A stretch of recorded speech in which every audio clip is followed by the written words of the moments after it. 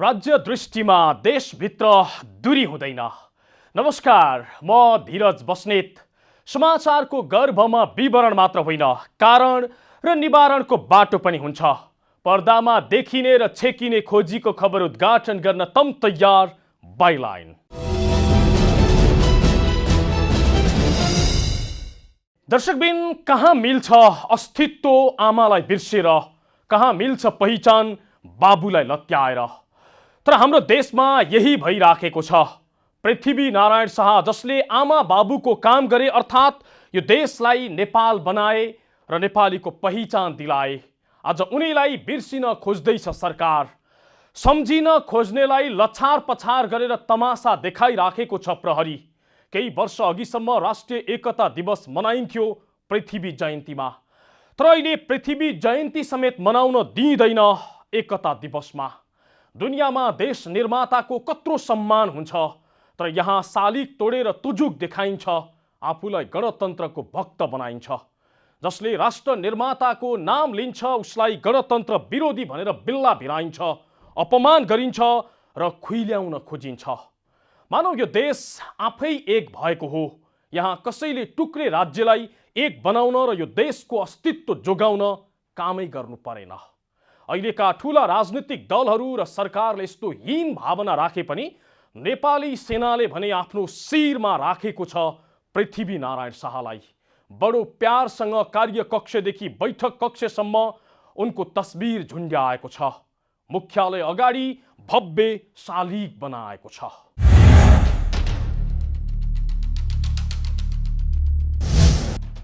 कुनै समय धुमधामसँग मनाइने राष्ट्रिय एकता दिवस पछिल्लो केही वर्ष यता सरकारले मनाउन छाडेको छ। मनाउन खोज्ने र पृथ्वी नारायण शाहको शालिगमा माल्यार्पण गर्न खोज्ने समूहमाथि धरपकड गर्न थालिएको छ। सोमबार यही दृश्य देखियो सिंहदरबार क्षेत्रमा। नेपाल एकीकरणका नायक पृथ्वी नारायण शाहको शालिगमा माल्यार्पण गर्न पुगेका नागरिकहरूलाई प्रहरीले लच्छार पछार गर्यो, धरपकड गर्यो।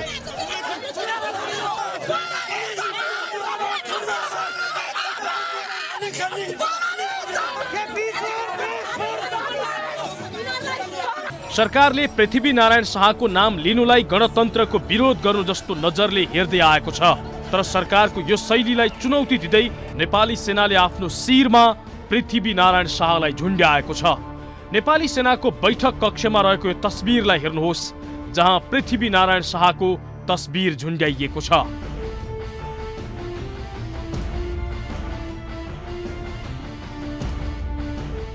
बैठक कक्षमा मात्रै होइन, प्रधान सेनापति र प्रवक्ताको कार्यकक्षमा समेत पृथ्वी नारायण शाहको तस्बिर झुन्ड्याइएको छ।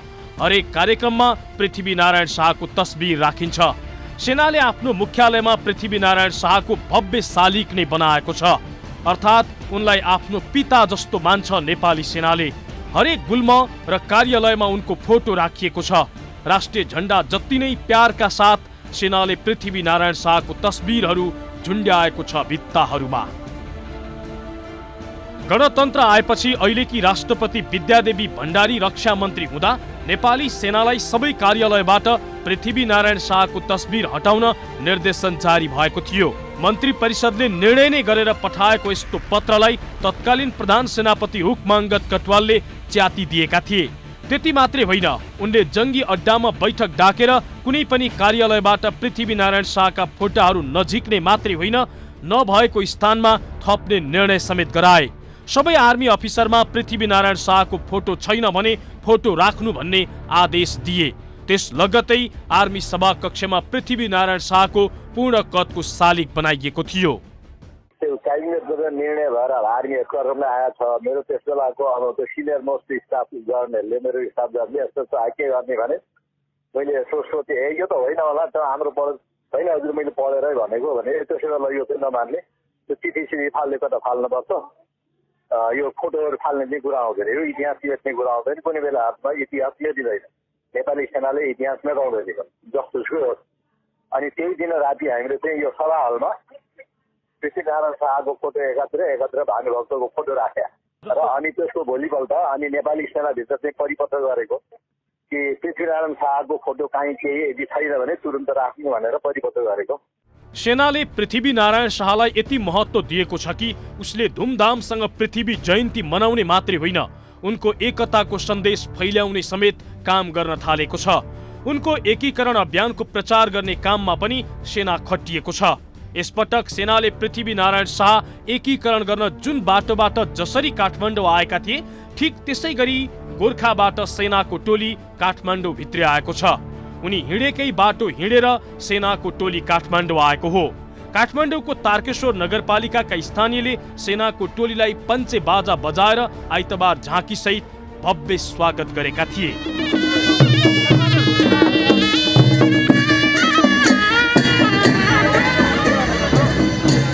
नेपाली सेनाको टोली पृथ्वीनारायण शाह विद्यालय, बालाजु बाइपास, सोह्रखुट्टे, नरदेवी हुँदै हनुमान ढोका दरबारमा आइतबार नै आइपुगेको थियो। आइतबार साँझ श्री शमशेर दल गणले हनुमान ढोकामा तैनात श्री शार्दुल जंग गुल्मलाई सैनिक ड्रिलको प्रदर्शनसहित राष्ट्रिय झण्डा, टर्च तथा पृथ्वीनारायण शाहले बनाएका सेनाका 5वटा कम्पनीका झण्डा हस्तान्तरण गरेको छ। ऐतिहासिक पदमार्गको संरक्षण, प्रचार प्रसार र प्रवर्धनका लागि पनि पदमार्ग यात्रा सुरु गरिएको सेनाको भनाइ छ। नेपालको इतिहास प्रवर्धन गर्ने लक्ष्य सहित ऐतिहासिक पदमार्गलाई संरक्षण गर्ने, प्रवर्धन गर्ने, यसको लागि प्रचार प्रसार गर्ने पनि उद्देश्यका साथ यो सञ्चालन भएको हो। यसमा चाहिँ यो जहाँ जहाँबाट यो पदमार्गहरू गएको छ त्यहाँका स्थानीय जनप्रतिनिधिहरूले उल्लासपूर्ण वातावरण सिर्जना गरिदिनु भएको छ। स्थानीयहरूको उल्लासपूर्ण सहभागिताहरू हामीले पाएका छौँ। नेपालको इतिहास प्रवर्धन गर्नको लागि नेपाली सेनाले विगत वर्ष सर नै गोर्खाबाट यो टर्च र 5वटा पहिलो सुरुमा नेपालको झन्डा र 5वटा नेपाली सेनाको पहिलो पल्टनको झन्डा सहित 21 गतेबाट यो एकीकरण पदयात्रा सुरु भएको थियो। आज चाहिँ यो शमशेर गणले नुवाकोटको कखनीदेखि यो टर्च र झन्डाहरू बुझेर आज चाहिँ यसलाई चाहिँ हामीले हनुमान ढोकासम्म पुर्याउने योजना रहेको छ। सेनाले पृथ्वीनारायण शाहलाई देशको नायकका रूपमा आफ्नो शिरमा राखेको छ। उनको योगदानको पनि उसै गरी प्रचार गर्न थालेको छ। सडकमा पृथ्वीनारायण शाहको नाम लिनु भनेको गणतन्त्रको विरोध गर्नु जस्तो गर्दै आएको सरकारलाई चुनौती दिँदै उनका अभियानको समेत सेनाले सम्मान गर्नुपर्ने सन्देश दिइराखेको छ। उनले यो स्तरको योगदान नगरेको भए नेपाल आज नेपाल हुने थिएन भन्ने सेनाको ठहर छ। त्यसैले उसले पिता जसरी आफ्नो शिरमा पृथ्वीनारायण शाहको तस्बिर झुन्ड्याएको छ। हो, नेपाल एकीकरणका नायक पृथ्वीनारायण शाहलाई आफ्नो शिरमा राखेको छ नेपाली सेनाले। आफ्नो पिता जस्तै मानेको छ उसले। तर ठुला दलहरू र सरकारले किन बिर्सिराखेको छ पृथ्वीनारायण शाहलाई? सोमबार एकता दिवस मनाउन निस्किएका नागरिकलाई प्रहरीले सडकमा के गर्यो र किन आक्रामक बन्दैछ सरकार, तो देखाउनेछौँ, तर एकैछिनको विश्रामपछि।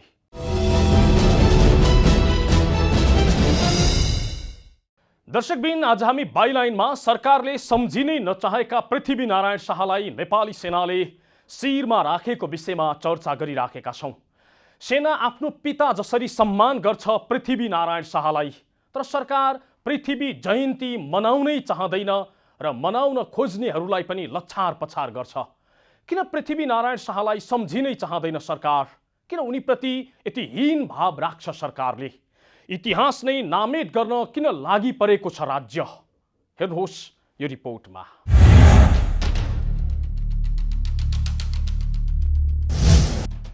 राष्ट्र निर्माता पृथ्वीनारायण शाहले सूर्य र चन्द्रमाको झण्डा फहराएर टुक्रा टुक्रामा विभाजित नेपालको एकीकरण गरेर ससाना राज्यलाई एक सूत्रमा बाँध्ने काम गरे, जसका कारण उनलाई दक्षिणी एसियामा नै दूरदर्शी अनि राष्ट्रियताको प्रतीक नेतृत्वको रूपमा लिइन्छ। 2200 अनि 2400 राज्यका रूपमा रहेको एक विभाजित राष्ट्रलाई एकीकरण गरेका राजा पृथ्वीनारायणको स्मरणमा 2007 सालपछि एकता दिवस मनाउन थालिएको थियो। तर 2062-63 को जनआन्दोलनपछि राष्ट्रिय एकता दिवस खारेज गरियो। सरकारले राष्ट्रिय एकता दिवस खारेज गरे पनि नागरिक स्तरबाट भने शाहको जन्म जयन्तीकै दिन एकता दिवस मनाउँदै आएका थिए। सोमबार अर्थात् पुस 27 गते पनि 279औं पृथ्वी जयन्ती तथा राष्ट्रिय एकता दिवस मनाउन नागरिक स्तरबाटै मानिसहरू भेला भएका थिए। सिङ्गो नेपाललाई नेपालीको पहिचान दिने कर्म हाम्रो राष्ट्रिय एकताको प्रतीक पृथ्वीनारायण शाहले गर्नुभएको थियो र आज उहाँकै देनको कारणले गर्दाखेरि आज हामी वीर नेपालीको सन्तान भनेर गर्वको साथ शिर उच्च बनाएर हिँड्न पाएका छौँ। अहिले जुन नेपालमा विभिन्न जातिको नाममा त्यसपछि क्षेत्रको नाममा लिङ्गको नाममा जुन अहिले चाहिँ विखण्डनकारी मानसिकताको विकास भएको छ त्यो भनेको पृथ्वीनारायण शाहको उपदेशलाई बिर्सिएर चाहिँ अहिले चाहिँ यो त्यसको उपजो जस्तो मलाई लाग्छ। त्यस कारणले गर्दाखेरि अब हामीले चाहिँ भव्य रूपमा पृथ्वीनारायण शाहको जन्म जयन्तीलाई मनाउनुपर्छ। अहिले हामी नेपाली हौँ भनेर जुन गर्व गर्न पाएका छौँ यो उहाँकै ध्यान हो। यदि पृथ्वीनारायण शाह यो देशमा नजन्मिदिएका भए, यो माटोमा नजन्मिदिएका भए हामी नेपाली भन्न पाउँदैन थियौँ। त्यतिखेर विश्व साम्राज्यले आफ्नो शक्ति विस्तार गर्दै जाँदा हामी 2200-2400 को रूपमा टुक्रा टुक्रामा विभाजित थियौँ र पृथ्वीनारायण शाहलाई लाग्यो कि हामी यदि चाहिँ यही टुक्रा टुक्रामा विभाजित भएरै बसिराख्ने हो भने भोलि हाम्रो आफ्नो पृथक राष्ट्रिय स्वाधीनता बाँकी रहन्न। तर सिंहदरबार अगाडि रहेको पृथ्वीनारायण शाहको शालिगमा माल्यार्पण गर्न पुगेका नागरिकलाई प्रहरीले धरपकड गर्यो।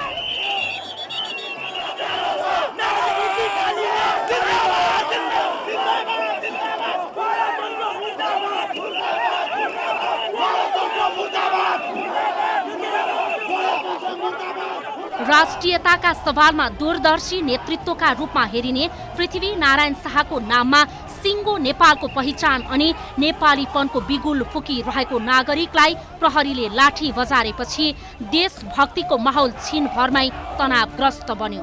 हर्षविभोर भएर शाहको शालिगमा माल्यार्पण गर्न गएका नागरिक अबिरबाट होइन प्रहरीको लाठी खाएपछि रगतबाट राताम्य बने।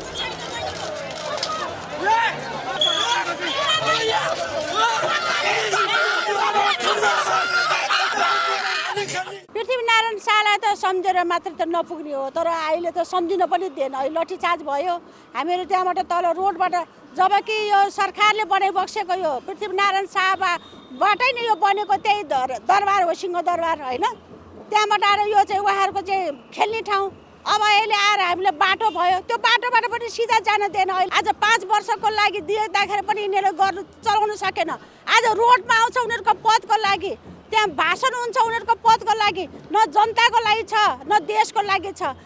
काठमाडौँको रत्नपार्कमा नागरिक तहबाट आयोजना गरिएको पृथ्वी जयन्ती कार्यक्रममा मानिसहरू नेपालको राष्ट्रिय झण्डा सहित उपस्थित भए। प्राय सबैको हातमा पृथ्वीनारायण शाहको तस्बिर र शालिगमा माल्यार्पणका लागि फूल तथा माला देखिन्थ्यो।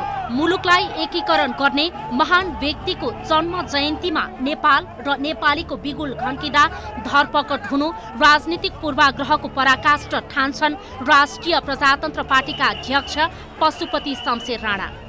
आज पृथ्वी जयन्तीको दिनमा राष्ट्रिय प्रजातन्त्र पार्टीले यो मुलुकको निर्मातालाई कदर गर्न खोजेको, उहाँप्रति आफ्नो श्रद्धाञ्जली व्यक्त गर्न खोज्दाखेरिमा जुन दमन सरकारको तर्फबाट भयो यो अन्यायपूर्ण काम भयो, यो गलत काम भयो। यसरी प्रजातन्त्र र लोकतन्त्रको मूल्य र मर्मलाई दबाउने काम सरकारको भयो भने राष्ट्रिय प्रजातन्त्र पार्टी यसको पूर्ण विरोध गरेर सडकमा उत्रै गर्छ भनेर तपाईहरुलाई जानकारी दिन चाहन्छु। पृथ्वीनारायण शाहको जन्मदिन अर्थात् पौष 27 लाई राष्ट्रिय पर्वको रूपमा मनाउँदै आएकोमा गणतन्त्रको घोषणापछि सरकारले पर्व मान्न आवश्यक ठानेन। तर उनको योगदानको कदर स्वरूप पृथ्वी जयन्ती मनाउन नागरिक स्तरबाटै दबाव आइरहे पनि सरकारले खासै चासो दिएको छैन। नेपाल एकीकरणको काम गरेका पृथ्वीनारायण शाहको योगदानको सम्मान गर्नको लागि पनि सरकारले राष्ट्रिय एकता दिवसलाई भव्यताका साथ मनाउनु पर्ने भन्दै सार्वजनिक विदा दिन दबाव समेत आएको थियो। तर यो दिनलाई राष्ट्रिय पर्वको रूपमा मनाउन सरकारी कदम त परै जाओस्, कसैको सम्मानमा माल्यार्पण गर्न चाहँदा पनि प्रहरीको लाठी र बुट खानुपर्ने यो कस्तो गणतन्त्र? देशमा गणतन्त्र आयो भन्दै सबै इतिहास नै नामेट गर्ने औकात र हैसियत कोहीसँग पनि छैन, किनभने हिजोको त्यो इतिहासले आजको नेपाल बनेको हो। व्यक्ति मन नपर्ला, संस्था मन नपर्ला, तर इतिहास नै मान्दिन भन्न सकिँदैन, किनभने काठमाडौँको खाल्डोको नेपाललाई हालको नेपाल बनाउन पृथ्वीनारायण शाहको भूमिका सम्झन योग्य छैन भन्न कोही नेपालीले सक्दैन।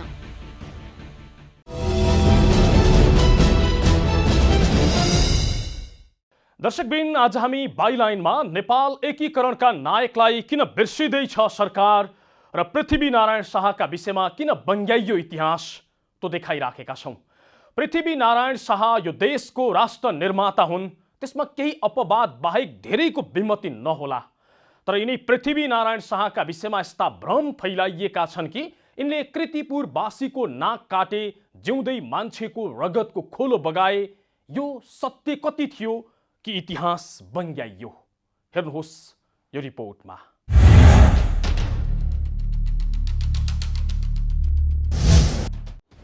इतिहासमा क्रूर र तानाशाही शासकको छवि बनाएका हिटलरका प्रोपोगान्डा मन्त्री पाउल जोसेफ गोइबेल्सको एउटा चर्चित भनाइ छ, एकपटक बोलिएको झुट झुट नै ठहर्छ, तर 1000 पल्ट बोलिएको झुट सत्य बन्छ। अर्थात् झुटलाई सत्य भए जसरी नै प्रचार गरेको गरै गर्ने हो भने उनले भनिए झैँ आम मानिस त्यो झुटलाई सत्य सोचेर विश्वास गर्न थाल्छन्। गोइबल्सकै एउटा अर्को चर्चित भनाइ छ, प्रोपोगान्डाले सबैभन्दा राम्रो काम तब गर्छ जब मानिस प्रोपोगान्डाबाट बहकिएको थाहा नपाई आफ्नै सुझबुझले चलिरहेको भन्ठान्छन्। अर्थात् एउटा राम्रो प्रोपोगान्डा त्यो हो जो प्रोपोगान्डा हो भनेर आम मानिसलाई थाहै हुँदैन। अहिले हामीले जोड्न खोजिएको विषय चाहिँ नेपाल एकीकरणका नायक पृथ्वीनारायण शाह र उनीहरूको टिप्पणी हो। नेपाल देश निर्माता पृथ्वीनारायण शाहलाई कतिले विस्तारवादी शासक, अराजक राजा र क्रूर नेतृत्वका रूपमा लिन्छन्। इतिहासका पानामा अहिले पनि पृथ्वीनारायण शाहलाई अपराधीका रूपमा पनि दर्जा दिने गरिन्छ।